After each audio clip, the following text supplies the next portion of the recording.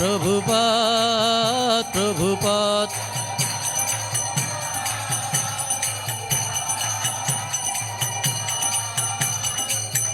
জয় জয় গুরুদেব গুরুদেব গুরুদেব গুরুদেব।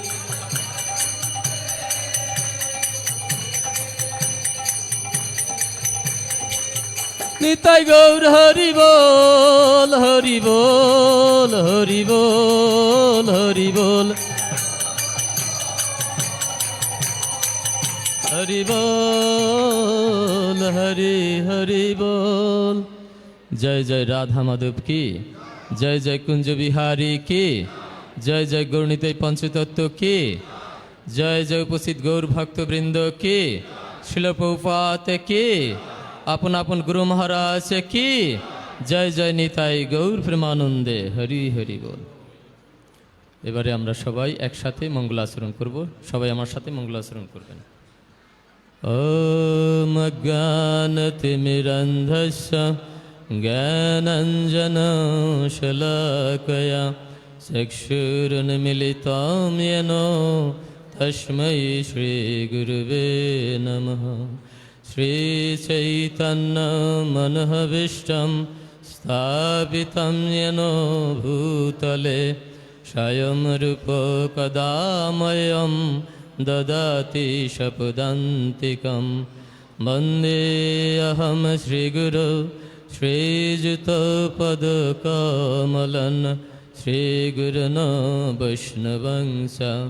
श्रीरूपं सगुरुजातं सहगण रघुनाथान्वितं तं सजीवं साद्वैतं सावधूतं परिजनसहितं कृष्णचैतन्यदेवं श्रीराधाकृष्णपादान् सहगण ललिता श्रीविशाखान्वितं च। नमोऽयं विष्णुपदाय कृष्णपृष्ठाय भूतले श्रीमते भक्तिवेदान्त स्वामिनीति नामिने।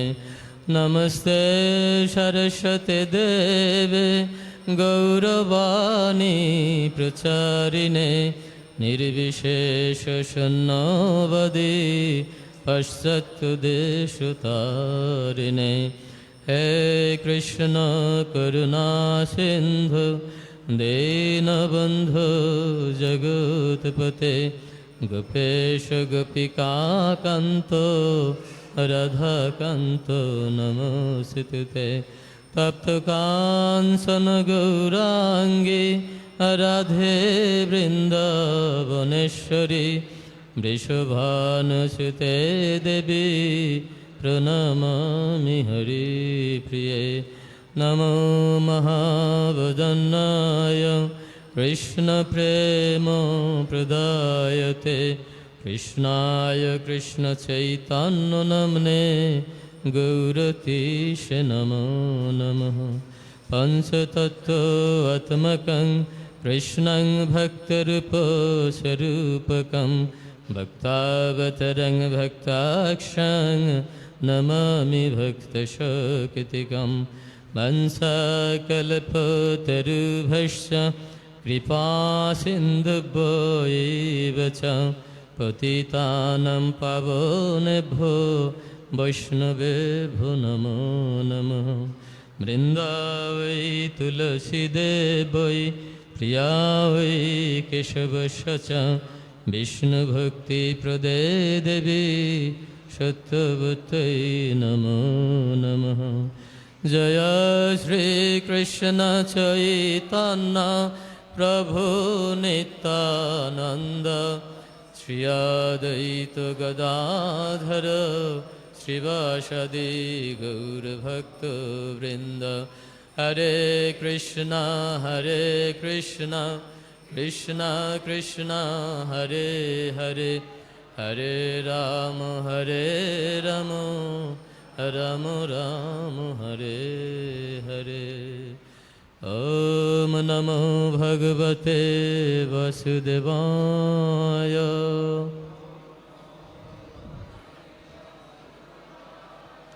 ওম নমো ভগবতে বাসুদেবায়।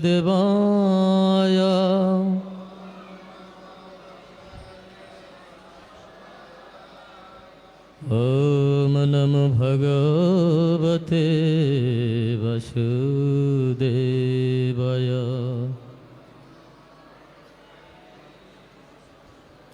হরে কৃষ্ণ। আমি প্রথমেই আমার পরমারাধ্য গুরু মহারাজ শ্রীল জয়পতাকা স্বামী গুরু মহারাজের চরণে ধন্যবাদ প্রণাম নিবেদন করে তার কৃপা প্রার্থনা করছি। ইস্কন প্রতিষ্ঠাতা আচার্য কৃষ্ণ কৃপা শ্রীমূর্তি শ্রীল অভয় চরণারবিন্দ ভক্তিবেদান্ত স্বামী প্রভুপাদের চরণে ধন্যবাদ প্রণাম নিবেদন করে তার কৃপা প্রার্থনা করছি। উপস্থিত সমস্ত ভক্তদের চরণে প্রণাম নিবেদন করছি, সকলের কৃপা প্রার্থনা করছি। হরে কৃষ্ণ।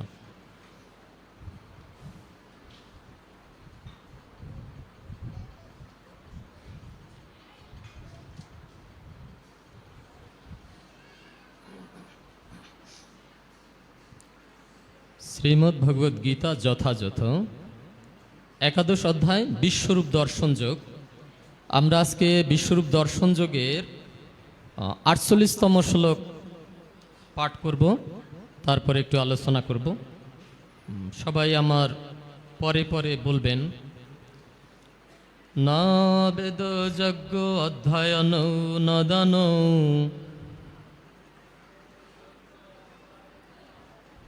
না সক্রিয়াভিন তপোভিরুগ্র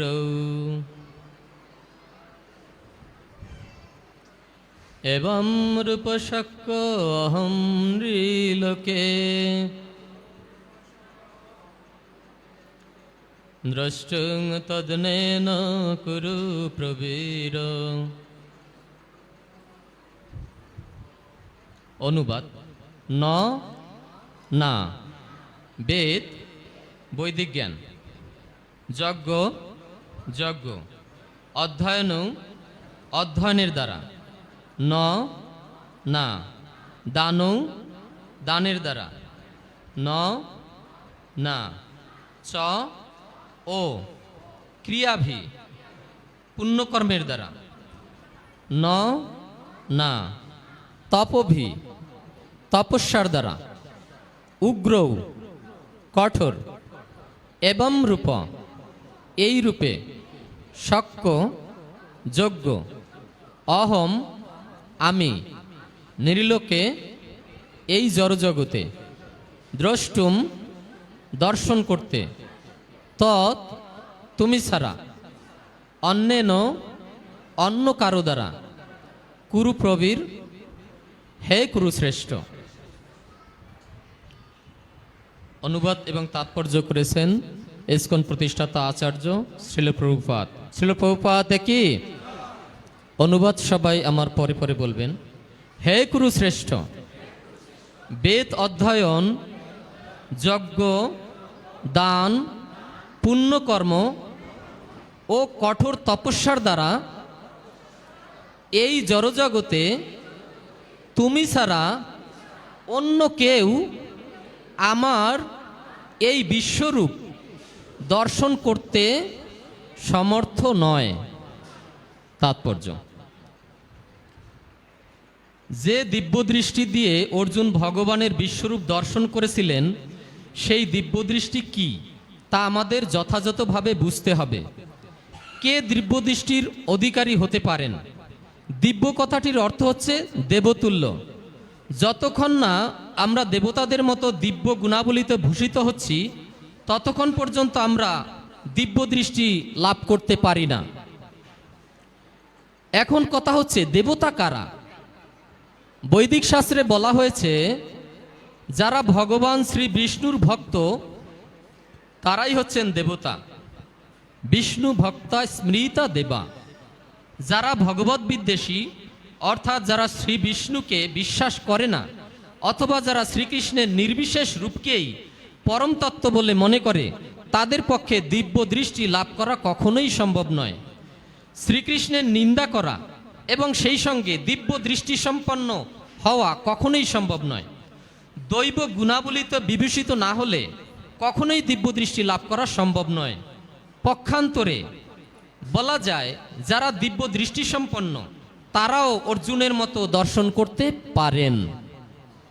ভগবদ্গীতায় ভগবানের বিশ্বরূপের বর্ণনা করা হয়েছে, যদিও অর্জুনের পূর্বে এই বিবরণ সকলের কাছে অজ্ঞাত ছিল। এখন এই ঘটনার পরে ভগবানের বিশ্বরূপ সম্পর্কে আমরা কিছুটা ধারণা করতে পারি। যারা যথার্থ দৈবগুণ সম্পন্ন তারা ভগবানের বিশ্বরূপ দর্শন করতে পারেন, কিন্তু ভগবান শ্রীকৃষ্ণের শুদ্ধ ভক্ত না হলে কেউই দিব্য পদবাচ্য হতে পারেন না। ভগবত ভক্ত যারা যথার্থ দিব্য প্রকৃতিতে অধিষ্ঠিত এবং যাদের দিব্য দৃষ্টি আছে তারা কিন্তু ভগবানের বিশ্বরূপ দর্শনের জন্য উৎসুক নন।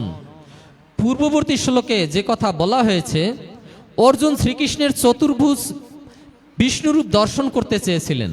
ভগবানের বিশ্বরূপ দর্শনে তিনি প্রকৃতপক্ষে ভীত হয়েছিলেন। এই শ্লোকে বেদ যজ্ঞ অধ্যয়নও কথাগুলি খুবই তাৎপর্যপূর্ণ, যা বৈদিক সাহিত্য অধ্যয়ন এবং যজ্ঞবিধির বিষয়বস্তুকে উল্লেখ করে। বেদ বলতে সব রকমের বৈদিক শাস্ত্রকে বোঝায়, যেমন চতুর্বেদ, ঋক্সাম, যজু ও অথর্ব, অষ্টাদশ পুরাণ, উপনিষদ ও বেদান্ত সূত্র। এই সমস্ত শাস্ত্র গৃহে অথবা অন্য কোথাও পাঠ করা যায়। তেমনি বৈদিক যজ্ঞবিধির অনুশীলন করবার জন্য কল্পসূত্র ও মীমাংসা সূত্র রয়েছে। দানও শব্দে যজ্ঞপাত্রে দান করার কথা বলা হয়েছে,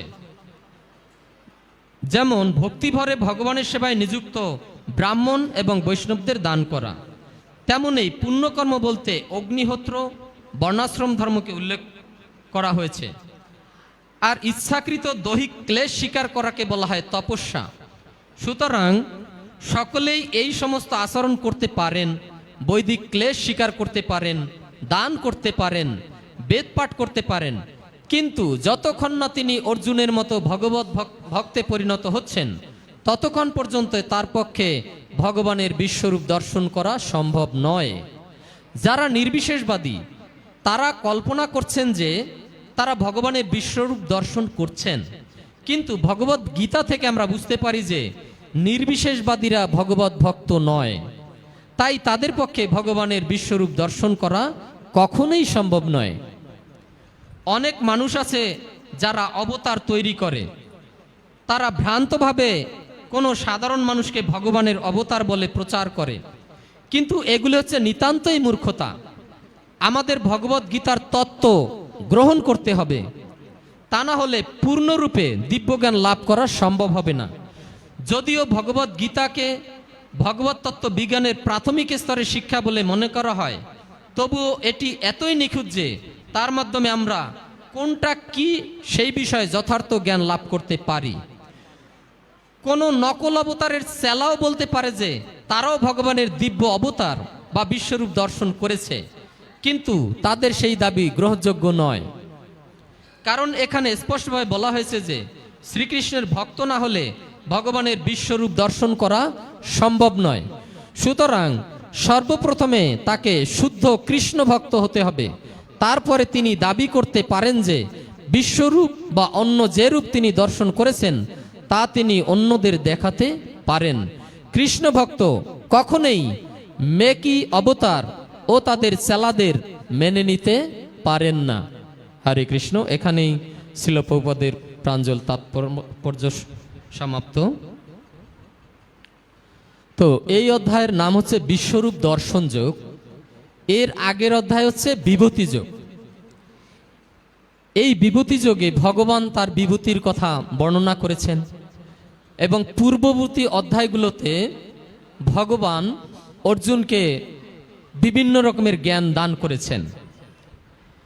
এই জ্ঞান দান করার পরে এবং ভগবানের বিভূতিসমূহ শ্রবণ করার পরে অর্জুনের এই ভগবানের বিশ্বরূপ দর্শন করার ইচ্ছা হয়েছে। যদিও অর্জুনের এই বিশ্বরূপ দর্শন করার ইচ্ছা হয়েছে, তার মানে এই না যে কৃষ্ণ ইতিমধ্যে যা বর্ণনা করেছেন তাতে অর্জুনের পূর্ণ বিশ্বাস জন্মায়নি, এরকম কিন্তু না। কারণ এই বিশ্বরূপ দর্শন যোগের প্রথমেই দেখবেন অর্জুন বলছেন যে তুমি এতক্ষণ যা বলেছ আমি তা বিশ্বাস করছি, তোমার এই কথা আমি বিশ্বাস স্থাপন করছি, হ্যাঁ, তারপরও তোমার সেই বিশ্বরূপ আমি দেখতে ইচ্ছা করি। তাহলে যখন এই বিভূতির কথা শ্রবণ করার পরে অর্জুন বিশ্বরূপ দেখতে ইচ্ছা করলেন, তখন কৃষ্ণ তাকে বিশ্বরূপ দর্শন করালেন। কিন্তু এই বিশ্বরূপ দর্শন করানোর পূর্বে কৃষ্ণ তাকে দিব্য দৃষ্টি দান করেছিলেন, কারণ দিব্য দৃষ্টি ছাড়া ভগবানের সেই বিশ্বরূপ দর্শন করা যায় না। এই শ্লোকে যেটা বলা হয়েছে যে বেদ অধ্যয়ন, যজ্ঞ, দান, পুণ্যকর্ম, কঠোর তপস্যা, এর কোনো কিছু দ্বারাই ভগবানের বিশ্বরূপ দর্শন করা যায় না। তাহলে প্রভুপাদ এখানে তার ব্যাখ্যায় সেই দিব্য দৃষ্টির প্রথমে ব্যাখ্যা দিয়েছেন। আমরা যদি সেই দিব্য দৃষ্টির ব্যাখ্যা, প্রভুপাদের ব্যাখ্যা থেকে কিছুটা আলোচনা করতে চাই, তাহলে আমরা দেখতে পাবো এই দিব্য দৃষ্টি কারা লাভ করতে পারেন? যারা ভগবানের ভক্ত, ভগবান বিষ্ণুর ভক্ত। তাহলে আমরা জানি যে দেবতারা হচ্ছে ভগবান বিষ্ণুর ভক্ত বা ভগবানের ভক্ত। তাহলে দেবতারা সেই দিব্য দৃষ্টির অধিকারী। তো আমরাও যদি এই গুণাবলী অর্জন করতে চাই, আমাদেরও কি এই ভগবান বিষ্ণুর ভক্ত হতে হবে।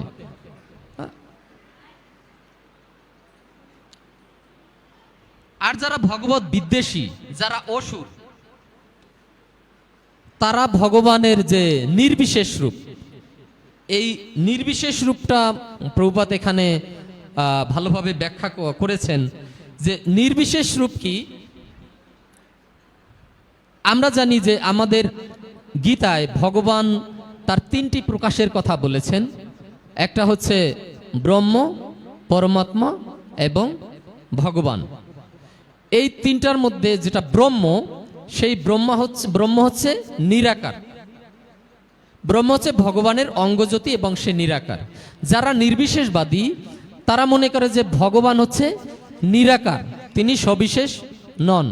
তাহলে প্রভুপাদ এখানে বলেছেন যে নির্বিশেষবাদী যারা, তারাও ভগবানের এই বিশ্বরূপ দর্শন করতে পারেন না, কেননা তারা ভগবানের ভক্ত নন, ভগবানের সবিশেষ রূপের ভক্ত নন। সবিশেষ রূপ কি?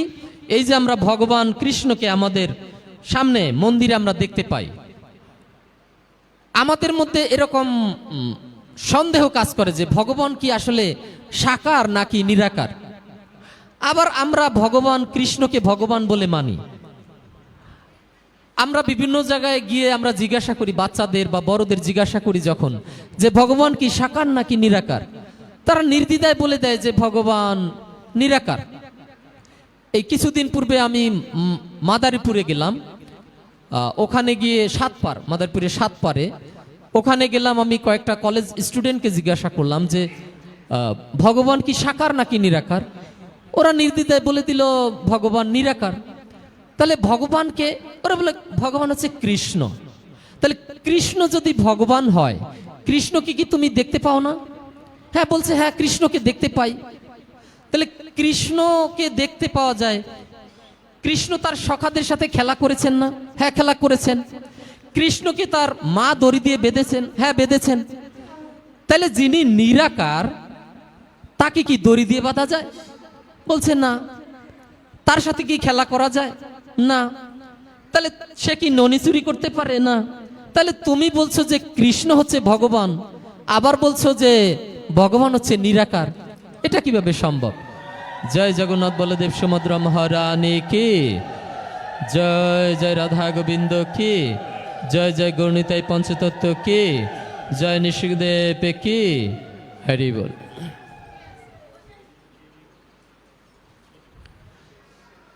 তাহলে আমরা যে এই কলেজের স্টুডেন্টদের কাছ থেকে এই তথ্যগুলা পেলাম যে ওরা মনে করছে যে ভগবান নিরাকার, আবার মনে করছে কৃষ্ণই ভগবান। এইরকম আমাদের মধ্যে অস্পষ্টতা বিরাজ করে যে ভগবান কি সাকার নাকি নিরাকার। আবার একই সাথে আমরা বিশ্বাস করি কৃষ্ণ হচ্ছেন ভগবান। তাহলে যদি আমরা কৃষ্ণকে ভগবান বলে মানি, আমরা জানি এই যে আমাদের মন্দিরে কৃষ্ণ যে রূপে বিরাজ করছেন, ভগবান গোলকধামে নিত্য এই রূপেই বিরাজ করেন। তাহলে ভগবান যদি তার সদাম যে গোলকধাম, সেখানে যদি নিত্য এই রূপে বিরাজ করেন, তাহলে আবার ভগবান কিভাবে নিরাকার হন? ভগবান প্রকৃত অর্থে সাকার। ভগবানের যে চূড়ান্ত ফর্ম, চূড়ান্ত ফরম্যাট, সেটা হচ্ছে সাকার। সেই ভগবানের শরীরের যে অঙ্গ জ্যোতি, সেটাকে বলে ব্রহ্ম, সেটা হচ্ছে নিরাকার। তাহলে যারা নির্বিশেষ উপাসনা করে, যারা নিরাকার উপাসনা করে, তারা ওই ভগবানের যে অঙ্গ জ্যোতি তার উপাসনা করে। তাহলে ভগবানের জ্যোতি আছে, ভগবান নেই। প্রদীপের আলো আছে, প্রদীপটা নেই। এটা কেমন হয়? সূর্যের আলো আছে, সূর্য নেই। তাহলে নির্বিশেষবাদ বা নিরাকারবাদ যেটা, সেটা ঠিক ওই রকম যে সূর্যের আলো আমি বিশ্বাস করি, প্রদীপের আলো আমি বিশ্বাস করি, কিন্তু সূর্যটা নেই। আমি বিশ্বাস করি সূর্য নেই, কিন্তু সূর্যের আলো আছে। তাহলে প্রভুপাদ এখানে বলেছেন যে এই যারা নির্বিশেষবাদী বা যারা নিরাকারবাদী, তারা কখনোই দিব্য দৃষ্টি লাভ করতে পারে না। তাই দিব্য দৃষ্টি যারা যদি লাভ করতে না পারে, তাহলে এই যে ভগবানের বিশ্বরূপ বা ভগবানকে তারা উপলব্ধি করতে পারে না।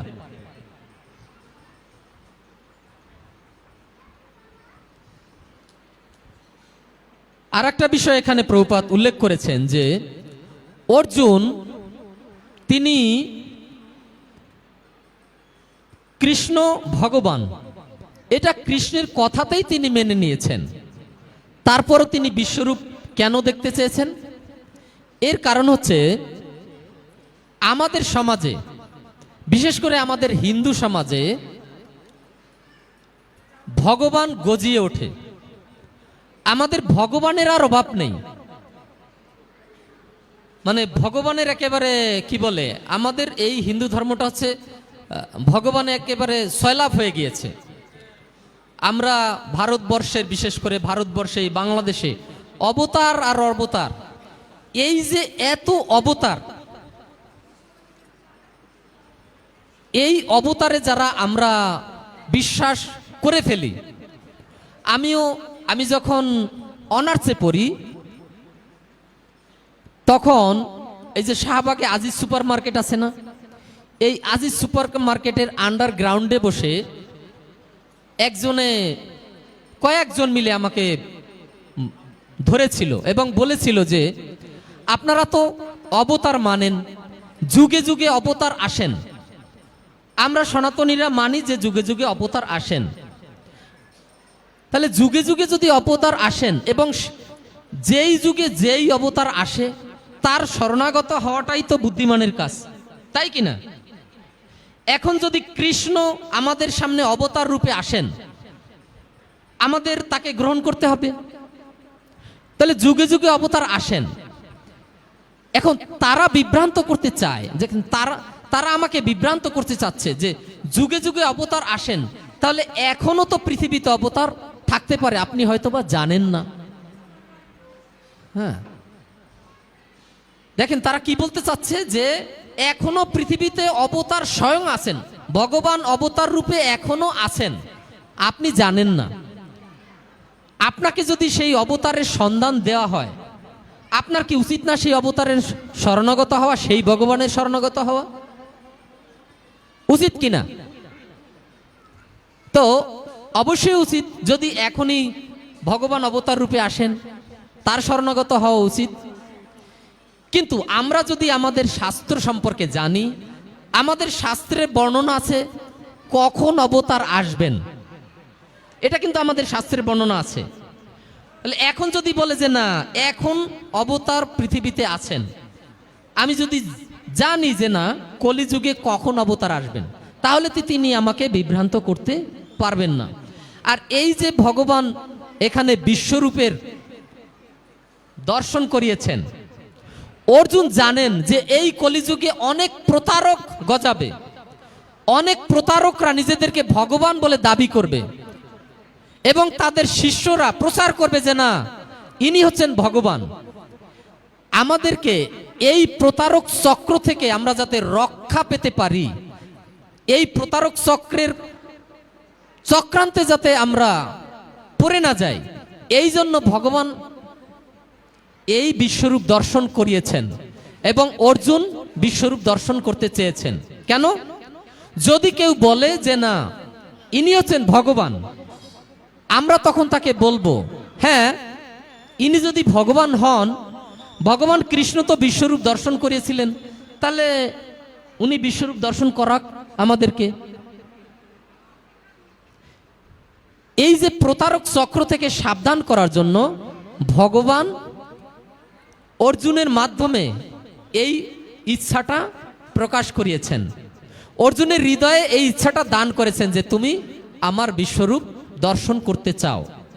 এজন্য অর্জুন এই বিশ্বরূপ দর্শন করতে চেয়েছেন, যাতে ভবিষ্যতে সাধারণ মানুষ বা আমরা যাতে কারো দ্বারা প্রতারিত না হই। তাহলে আমাদের সেই প্রতারক চক্র থেকে আমাদের সাবধান হতে হবে। কেউ যদি বলে যে ইনি অবতার, তিনি অবতার, আমাদের তাকে যাচাই করতে হবে এবং যাচাই করার ওয়ে হচ্ছে এই বিশ্বরূপ দর্শন, যে আপনি বিশ্বরূপ দর্শন করান।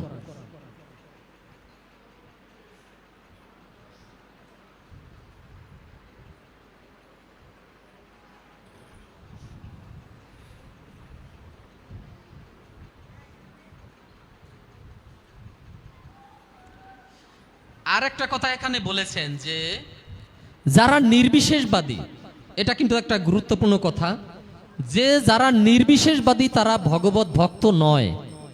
প্রভুপাদ পাত্তর্যে লিখেছেন, যারা নির্বিশেষবাদী, যারা মনে করে যে ভগবান নিরাকার, যারা নিরাকার উপাসনা করে, তারা ভগবত ভক্ত নয় বা ভগবানের ভক্ত নয়। যদিও তারা দেখাচ্ছে যে তারা ধর্ম করছে, তারা ভগবানের আরাধনা করছে, ভগবানের জন্য ধ্যান করছে ইত্যাদি, কিন্তু তারা করছে। কিন্তু এখানে স্পষ্টভাবে বলে দেওয়া হচ্ছে যে যারা নিরাকার এবং নির্বিশেষবাদী তারা ভগবানের ভক্ত নয় এবং তারা কখনোই ভগবানের এই বিশ্বরূপ দর্শন করতে পারেন না।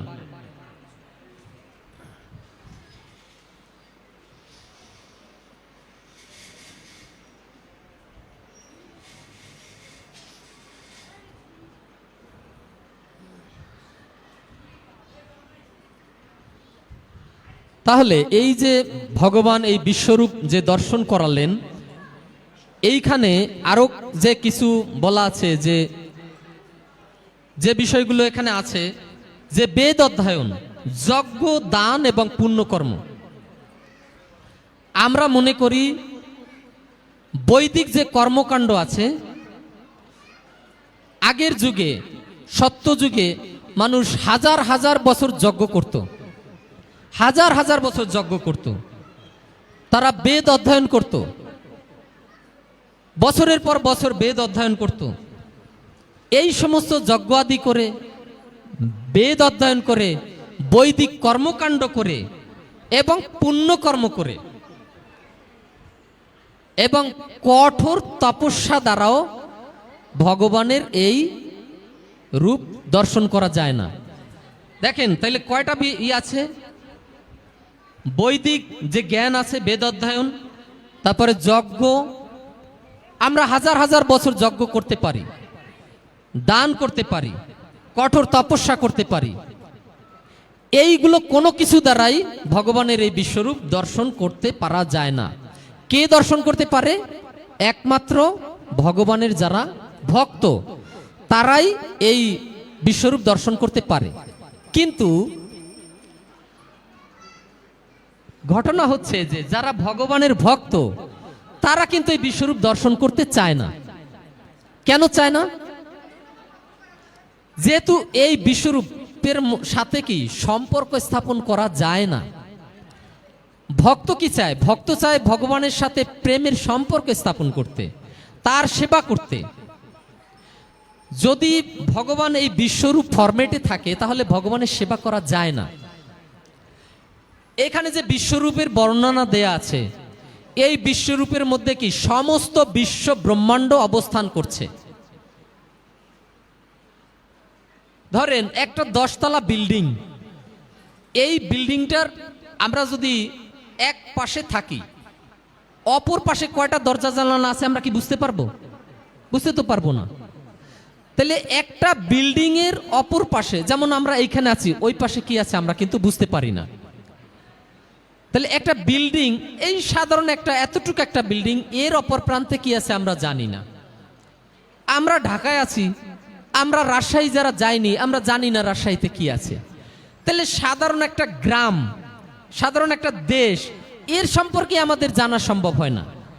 তাহলে ভগবান যদি বিশ্বরূপে অবস্থান করেন, যেখানে সমস্ত বিশ্ব ব্রহ্মাণ্ড যার শরীরে অবস্থান করে, তাহলে সেই রূপকে কি আমরা কল্পনা করতে পারবো?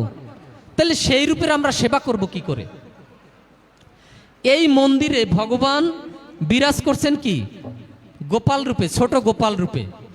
যদি ভগবান এই গোপাল রূপে বিরাজ না করতেন, ভগবান যদি এই মনুষ্য রূপ ধারণ করতেন না করতেন, বা এই যে বিভিন্ন অবতারে তিনি যদি না আসতেন, তিনি যদি ওই বিশ্বরূপ ফরম্যাটেই থাকতেন, তাহলে আমরা ভগবানকে চিন্তা করতে পারতাম যে ভগবান কেমন? তখন হয়তো কি অন্ধের হাতি দর্শনের মতো হইতো। অন্ধ একটা লেজ ধরে মনে করছে হাতিটা এরকম, তাহলে আমরা তখন ভগবানের হয়তো এই একটা আঙুলের কোনো একটু বিন্দু দর্শন করতাম, আমরা মনে করতাম ভগবান এরকম, এরকম মনে করতাম না। তাহলে কিন্তু ভগবানের সাথে সম্পর্ক স্থাপন করা যেত না, ভগবানের সেবা করা যেত না। তাহলে ভগবানের সেবা যাতে আমরা করতে পারি, তার সাথে যাতে আমরা প্রেমময়ী সম্পর্ক স্থাপন করতে পারি, এজন্য ভগবান এই মনুষ্য রূপ, এই গোপাল রূপ ধারণ করেছেন। কেন? ভগবান বলেছেন গীতায় যে মৃত্যুকালে যে আমাকে স্মরণ করে মৃত্যুবরণ করবে, সে আমাকে প্রাপ্ত হবে। অন্তকালে মামেব স্মরণ মুক্তা কলেবরম যা প্রয়াতি সমদ্ভাবম জাতি নাস্তত্র সংশয়। তাহলে অন্তকালে স্মরণ আমি কিভাবে করব? আমি যদি নাই বুঝি যে ভগবান কেমন, ভগবান কি সেই বিরাট রূপ, আমি তো ভগবানের একটা বিন্দু পর্যন্ত দর্শন করি নাই, তাহলে আমি ভগবানকে কিভাবে চিন্তা করব? মৃত্যুর সময় আমি ভগবানকে কিভাবে স্মরণ করব? তাই না? ভগবান তো এই সমস্ত বিশ্ব ব্রহ্মাণ্ডের সমান, তাহলে তো চিন্তা করতে পারবো না। ভগবান লাস্টে গিয়ে বলেছেন, তুমি কি করো, তোমার মন আমাকে দাও। আমার মন আমি কিভাবে দেবো? আমি তো তার সাথে চিন্তাই করতে পারছি না। আমার পূজা করো, কিভাবে পূজা করব? আমার সেবা করো, কিভাবে সেবা করব? আমরা ভগবানকে বস্ত্র পরাই না। ভগবান যদি এই বিশ্ব ব্রহ্মাণ্ডের মতো হতো, বস্ত্র পরাতে পারতাম না। তাহলে ভগবানের যদি সেবা করতে হয়, ভগবানের সাথে যদি সম্পর্ক স্থাপন করতে হয়, তাহলে ভগবানের বিশ্বরূপ নয়, ভগবানের এই যে দ্বিভুজ মুরলীধরন রূপ, এই রূপেরই আরাধনা করতে হবে, এই রূপেরই সেবা করতে হবে। এই জন্য যারা ভক্ত তারা কিন্তু এই বিশ্বরূপ দর্শন করতে চায় না। তারা কি চায়? এই যে ভগবানের দ্বিভুজ রূপ, এই দর্শনই তারা চায়। কেননা এই দ্বিভুজ রূপের সাথে সম্পর্ক স্থাপন করা যায়। আমি আপনার সাথে বন্ধুত্ব স্থাপন করতে চাই, আমি যদি আপনাকে না বুঝি, না জানি, আপনাকে যদি না দর্শন করতে পারি, তাহলে আপনার সাথে আমি কিভাবে সম্পর্ক স্থাপন করব? তাহলে যদি সম্পর্ক স্থাপন করতে হয়, ভগবানকে বুঝতে হবে, জানতে হবে, তার সেবা করতে হবে। এজন্য এই দ্বিভুজ রূপ তার আরাধনা করতে হবে, বিশ্বরূপের নয় বা নিরাকার রূপের নয়। তাহলে এই দ্বিভুজ রূপের আরাধনা করলে তাহলে আমাদের কি হবে? এই আরাধনার মাধ্যমে আমরা ভগবানকে উপলব্ধি করতে পারবো, এবং উপলব্ধি করার পরে আমরা তার সেবায় যুক্ত হতে পারবো। ক্রমান্বয়ে সেবা করতে করতে করতে করতে আমাদের হৃদয়ে যখন ভগবান যখন গেঁথে যাবেন, তখন আমরা ভগবানের ধামে যেতে পারবো, যেটা আমাদের এই মানব জীবনের অবিষ্ট লক্ষ্য। যাই হোক, আমি আজকে এখন হচ্ছে কি পুরুষোত্তম মাস। আমরা যারা পুরুষোত্তম এই মাস পালন করছি, আমরা জানি যে পুরুষোত্তম মাসে যা কিছু করা হয় সেটা হচ্ছে 1000 গুণ বর্ধিত হয়। আপনারা যারা মন্দিরে নিয়মিত আসেন দেখবেন যে এখানে সবাই কি করতেছে, পরিক্রমা করতেছে, ভগবানকে প্রণাম করতেছে, এই মাসে বেশি জপ করতেছে। হ্যাঁ, তাহলে এগুলো কেন করছে? এই মাসে এক মালা যদি আপনি জপ করেন সেটা সহস্র মালা জপের সমান। এক মালা মানে 1000 মালা। কেউ যদি 100 মালা জপ করে তাহলে কত হবে? 1,00,000 মালা জপের সমান হবে। আমরা জানি 64 মালায় কি হয়? 64 মালায় 1,00,000 বার নাম নেওয়া হয়। তাহলে যদি কেউ 64 মালা এই মাসে যদি কেউ 64 মালা নেয় তাহলে সে 1,00,000 মালা নিচ্ছে। তাহলে 1,00,000 ইন্টু 1000, তার মানে 1000 লক্ষ মালা সে নিচ্ছে যদি একদিন সে 64 মালা নেয়। যে 64 মালা নেবে না, যদি কেউ 16 মালাও নেয় তাহলে 16 ইন্টু 1000। তাহলে এই জন্য এই মাসে আমাদের বেশি বেশি ভগবানের নাম জপ, ভগবানের নাম কীর্তন, হ্যাঁ, ইত্যাদি করতে হবে। তারপর যদি আমরা এই ভক্ত সঙ্গে জপ করি, এই গত সপ্তাহে আমরা নগর কীর্তন করেছিলাম, নগর কীর্তনের পরে পাঠ হলো। সেই পাঠে যিনি পাঠক ছিলেন তিনি বললেন যে আজকে আমরা নগর কীর্তন করেছি, আমাদের সাথে যদি 200 ভক্ত থেকে থাকে তাহলে 200 ভক্ত একসাথে নগর কীর্তন করছে, তাহলে 200 ইন্টু 1000। এই যে আমরা একসাথে যদি এখানে জপ করি, এখানে যদি 100 জন থাকে, এই 100 জনের জপের ফল ওইটা আরো 1000 গুণ পাবে। এই পুরুষোত্তম মাস ছাড়া অন্য মাসে কি হবে? আমরা যদি 1 মালা জপ করি 1 মালা জপের সমান, আমরা যদি 100 জনে জপ করি 100 মালা জপ করার সমান। কিন্তু এই মাসে 100 জন একসাথে জপ করলে 100 ইন্টু 1000 মালা জপ করার সমান। আর আজকে হচ্ছে আবার কি একাদশী। কি একাদশী আজকে? পদ্মিনী একাদশী। তো এই পদ্মিনী দেখেন, একে তো আজকে পুরুষোত্তম মাস, আবার সেই মাসের মধ্যে হচ্ছে পদ্মিনী একাদশী। আজকে যারা এই একাদশী পালন করছেন তারা আরো বেশি ফল লাভ করবেন। এই পদ্মিনী একাদশীর যে ঘটনা আছে সেখানে বর্ণনা আছে যে রাজা যে হরিশ্চন্দ্র ছিলেন তার কন্যা ছিলেন হচ্ছেন পদ্মিনী। হ্যাঁ, তাকে বিবাহ দেয়া হয়, ওনার নাম ছিল কৃতবীর্য। ওনার সাথে বিবাহ দেওয়া হয়। ওনার 1000 পত্নী ছিল, কিন্তু তাদের কোনো সন্তান ছিল না। সন্তান না থাকে তারা বিভিন্ন রকম কঠোর তপস্যা, বিভিন্ন রকমের ধর্ম তারা পালন করতে থাকে, কিন্তু কোনোভাবেই তারা সন্তান লাভ করতে পারছিলেন না। তারপরে তারা স্বামী স্ত্রী 2 জন রাজ্যপাট ছেড়ে চলে যান। চলে যাওয়ার পরে এক জায়গায় গেলে তাদেরকে উপদেশ দেওয়া হয় যে তোমরা এই পদ্মিনী একাদশী ব্রত পালন করো। যখন তারা পদ্মিনী একাদশী ব্রত পালন করে তারপরে তারা কি করে? রাজ্যে ফিরে আসে এবং তাদের আবার পুত্র সন্তান তাদের হয়। তাহলে এই পদ্মিনী একাদশীর এই রকম মাহাত্ম্য আছে। তাহলে আমরা যদি এই মাসে এই একাদশী ব্রত পালন করি এবং এই পুরুষোত্তম ব্রত পালন করি, এতে আমরা বহুগুণ ফল লাভ করতে পারবো। এই জন্য আমাদের প্রত্যেকেরই উচিত এই মাসে এই যে আপনারা প্রতিদিন প্রদীপ দেখাচ্ছেন, এই প্রদীপের বহুগুণ ফল আছে। আপনারা বেশি পরিমাণে জপ করতেছেন, কিন্তু শুধু নিজেরা জপ করলেই হবে না। আমাদের আশেপাশে যারা আছে তাদেরকে অনুরোধ করতে হবে যে আপনি দয়া করে একটু জপ করেন। যদি কেউ জপ করতে না চায় তাহলে হয়তোবা মালায় সে জপ করবে না, ঠিক আছে আপনি একটু কীর্তন করেন, সন্ধ্যায় বা সকালে আপনি একটু কীর্তন করেন। যদি কেউ কীর্তন করে বা জপ করে, অথবা আপনি সপ্তাহে অন্তত একদিন নিরামিষ প্রসাদ রান্না করে আপনি ভগবানকে ভোগ দিয়ে আপনি গ্রহণ করেন, তাহলে যদি তিনি একদিনও ভগবানকে ভোগ দিয়ে প্রসাদ গ্রহণ করেন, সে তার জন্য তিনি 1000 গুণ ফল লাভ করবেন।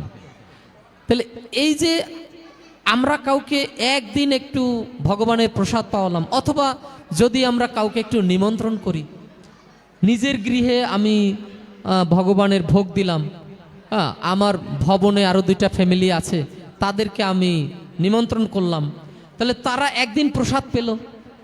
তাহলে তারা যে একদিন প্রসাদ পেল, এর ফল কিন্তু অত্যন্ত এই 1000 গুণে বর্ধিত হবে। এর ফলে তারা কি হবে, তাদের যে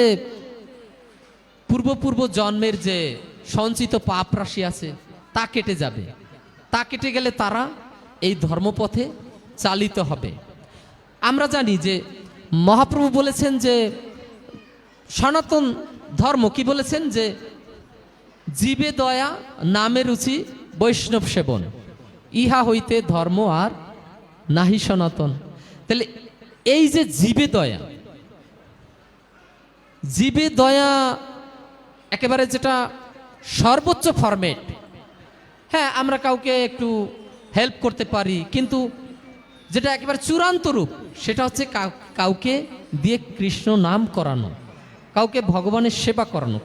কেননা অন্য যতভাবেই আমরা হেল্প করব, সেই হেল্পগুলো হয়তো অস্থায়ী ফল সে লাভ করবে, কিন্তু তাকে প্রকৃত দয়া করা মানে কি? প্রকৃত দয়া মানে তাকে কৃষ্ণ নামে যুক্ত করা, তাকে দিয়ে কৃষ্ণ নাম করানো, তাকে দিয়ে জপ করানো, তাকে ভগবানের প্রসাদ পাওয়ানো। যদি আমরা সেটা তাকে দিয়ে করাই, এটাই হচ্ছে তার প্রতি প্রকৃত দয়া, এটাই হচ্ছে জীবে দয়া। না হলে আমাদেরকে বলা হবে যে আমরা হচ্ছি আসলে যথার্থ উপকারী ব্যক্তি নই। আমরা এখানে মন্দিরে আসছি, আমরাই জপ করব, আমরাই ভগবানকে প্রদীপ দেখাবো, আমরাই কি আমাদের পাপ রাশি থেকে মুক্ত হয়ে আমরাই ভগবত ধামে যাব, ভগবানের ধামে ফিরে যাব, আর আমার যে প্রতিবেশী আছে, আমার যে ভাই আছে, সে এখানে পড়ে থাকবে। হ্যাঁ, এটা যাতে না হয়, এই জন্য তার উপকার হচ্ছে কি, তার মূল উপকার হচ্ছে তাকে ভগবানের সেবায় যুক্ত করা। তাহলে আমার আপনাদের প্রতি অনুরোধ যে আপনারা যারা এই পুরুষোত্তম মাসে আপনারা যারা মন্দিরে এসেছেন বা আসেন, আপনারা আপনাদের আত্মীয় স্বজন, পাড়া প্রতিবেশী তাদেরকে নিয়ে আসবেন। তাদেরকে আপনি হয়তো বা কোনো একটা কারণ দেখিয়ে তাদেরকে নিয়ে আসলেন, যে চলো ঘুরতে যাই, ঘুরতে ঘুরতে আপনি মন্দিরে নিয়ে আসলেন। অনেকে মন্দিরে আসতে চায় না, তারা ঘুরতে যেতে চায়। ঠিক আছে, ঘুরতেই আসেন, ঘুরতে ঘুরতে ঘুরতে ঘুরতে মন্দিরের কাছে চলে আসেন। এসে যখন দেখবে যে সবাই প্রদীপ দেখাচ্ছে, একটু বলেন যে ঠিক আছে চলো আমরা একটা প্রদীপ দেখাই। এই যে তাকে আপনি যদি এরকম একটা ক্যাপাসিটি করেও তাকে দিয়ে একটু প্রদীপ দেখান, সে কিন্তু সেই ফলটা লাভ করবে।